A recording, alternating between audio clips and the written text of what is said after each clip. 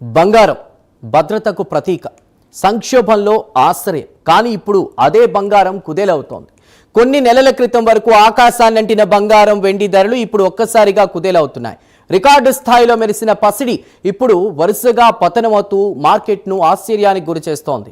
యుద్ధాలు, ఉద్రిక్తతలు ఉన్న నేపథ్యంలో పెరగాల్సిన బంగారం ధరలు తగ్గిపోవడం మార్కెట్ ట్రెండ్ను పూర్తిగా మార్చేసింది.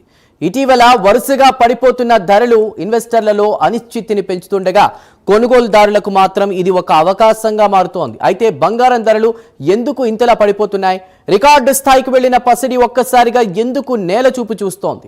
ఇన్వెస్టర్లు కొనాలా, అమ్మాలా, లేక వేచి చూడాలా? వేల రూపాయల పతనం, వరుసగా పడిపోతున్న రేట్లు, మార్కెట్లో అనిశ్చితి. అసలు ఈ పతనం వెనుక ఉన్నటువంటి కథ ఏంటి? ఇది తాత్కాలిక కరెక్షనా లేదంటే పెద్ద మార్పుకు సంకేతమా? Watch this.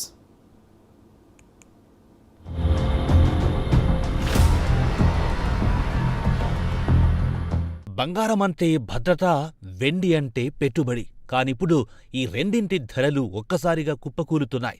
ఇప్పటి వరకు ఆకాశానంటిన ధరలు ఒక్కసారిగా నేలచూపు చూస్తున్నాయి. వరుసగా పెరుగుతూ రికార్డు స్థాయికి చేరుకున్న పసిడి, వెండి ధరలిప్పుడు భారీగా క్షీణిస్తున్నాయి. కేవలం కొన్ని రోజుల్లోనే వేల రూపాయల పతనం ఇన్వెస్టర్లను షాక్కి గురిచేస్తున్నాయి. ఇవాల్టి మార్కెట్లో పసిడి ధర చూసిన వారికి ఒక్కసారిగా షాక్ తగిలినట్లయింది.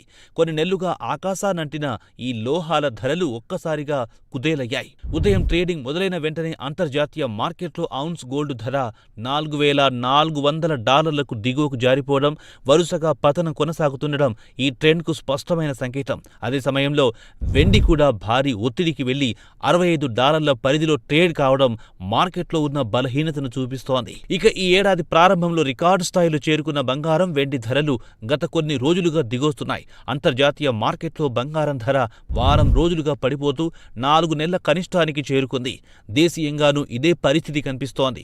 మల్టీ కమోడిటీ ఎక్స్చేంజ్లో బంగారం ధరలు భారీగా క్షీణించాయి. 10 గ్రాముల 24 క్యారెట్ల బంగారం ధర ఒక్క రోజులోనే దాదాపు $10,320 పడిపోయి $135,650కి చేరింది. 22 క్యారెట్ల 10 గ్రాముల బంగారంపై కూడా భారీగా ధరలు తగ్గాయి. $9,450 ధర తగ్గి $124,340 వద్ద ట్రేడ్ అవుతోంది. ఇక వెండి ధర కూడా ఇవాళ భారీగా తగ్గింది. కేజీ వెండిపై 20,000 తగ్గి ప్రస్తుతం 2,30,000 ధర పలుకుతోంది. మరోవైపు బంగారం, వెండి ధరల్లో ఈ పతనం ఒక్క రోజులో వచ్చింది కాదు. గడిచిన వారం రోజులుగా చూస్తే బంగారం వరుసగా పడిపోతూనే ఉంది. ఒక వారం లోపలే 10% పైగా ధరలు క్షీణించడం ఈ పతనం తీవ్రతను తెలియజేస్తోంది.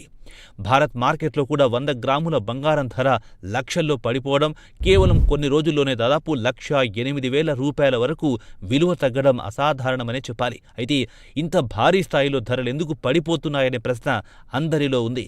సాధారణంగా యుద్ధాలు, ఉద్రిక్తతల సమయంలో బంగారం ధరలు పెరగాలి. కానీ ఈ పరిస్థితి కొంచెం భిన్నంగా ఉంది. పశ్చిమాసియాలో ఉద్రిక్తతలు ప్రారంభమైన మొదటి దశలో పెట్టుబడిదారులు భారీగా బంగారం కొనుగోలు చేశారు. దీంతో ధరలు ఒక్కసారిగా ఆకాశాన్నంటాయి. కానీ ఇప్పుడు అదే పెట్టుబడిదారులు లాభాల కోసం అమ్మకాలకు దిగడంతో మార్కెట్లో సరఫరా పెరిగింది. ఈ ప్రాఫిట్ బుకింగ్ ప్రభావం వల్లే ధరలు క్రమంగా కిందికి జారుతున్నాయి.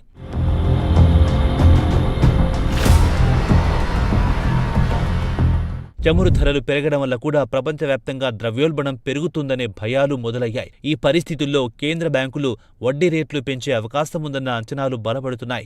వడ్డీ రేట్లు పెరిగితే బంగారం మీద పెట్టుబడి తగ్గుతుంది. ఎందుకంటే బంగారం ఎలాంటి వడ్డీ ఇవ్వదు. అదే సమయంలో బ్యాంక్ డిపాజిట్లు, బాండ్లు మాత్రం స్థిరమైన రాబడి ఇస్తాయి. అందుకే ఇన్వెస్టర్లు బంగారం నుంచి బయటకొచ్చి వడ్డీ వచ్చే సాధనాల వైపు మళ్లుతున్నారు. ఇది బంగారం ధరపై భారీగా ఒత్తిడిని తెచ్చింది. డాలర్ బలోపేతం కూడా మరో కీలక అంశంగా మారింది. అమెరికన్ డాలర్ విలువ పెరిగినప్పుడు అంతర్జాతీయ మార్కెట్లో బంగారం కొనుగోలు ఖరీదవుతుంది. దీంతో గ్లోబల్ డిమాండ్ తగ్గుతుంది.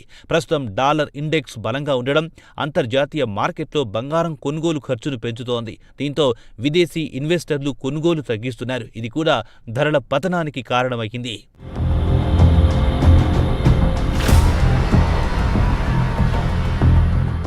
మార్కెట్లో లిక్విడిటీ పరిస్థితులు కూడా ప్రభావం చూపిస్తున్నాయి. స్టాక్ మార్కెట్లో భారీ పతనాలు చోటు చేసుకుంటున్న సమయంలో పెట్టుబడిదారులు తమ నష్టాలను తగ్గించుకోవడానికి బంగారాన్ని అమ్మేస్తున్నారు. అంటే బంగారం సేఫ్ హెవెన్ అయినా లిక్విడ్ ఆస్తి కావడం వల్ల ఈ పరిస్థితుల్లో ఎక్కువగా అమ్ముడవుతోంది. ఇదే కారణంగా ఈసారి సంక్షోభం సమయంలో కూడా బంగారం ధరలు పడిపోవడం కనిపిస్తోంది. ఇక వెండి విషయానికి వస్తే ఇది బంగారంతో పోలిస్తే మరింత అస్థిరమైనది.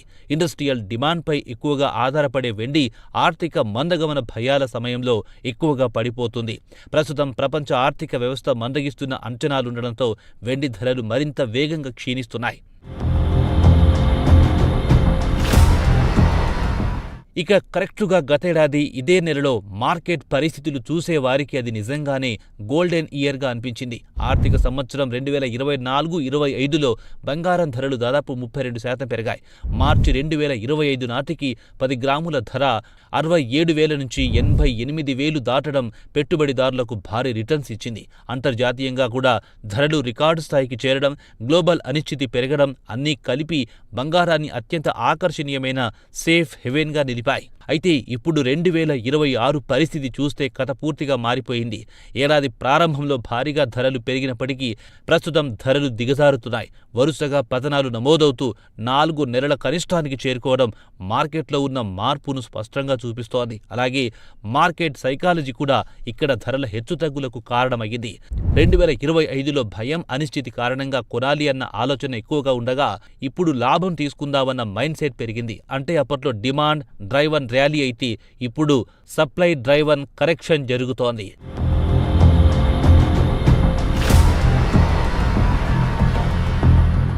మరోవైపు ప్రస్తుతం ధరల పతనం పసిడి ప్రియులకు మాత్రం గుడ్ న్యూస్ అనే చెప్పొచ్చు.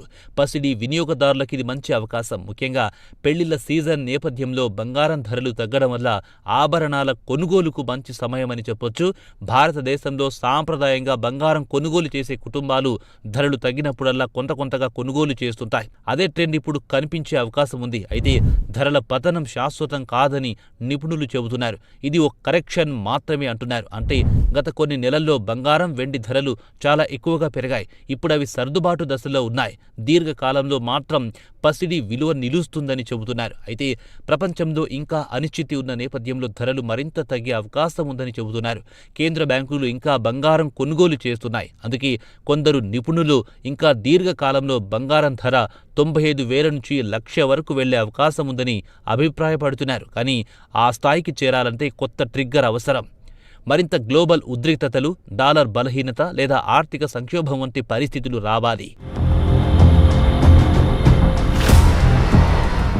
మొత్తానికి పశ్చిమాసియా ఉద్రిక్తతలు పెరిగినా చమురు ధరలు, ద్రవ్యోల్బణ భయాలు, వడ్డీ రేట్ల అంచనాలు, డాలర్ పెరుగుదల, ప్రాఫిట్ బుకింగ్ ఇవన్నీ కలిసి పసిడి మెరుపును తగ్గించాయి.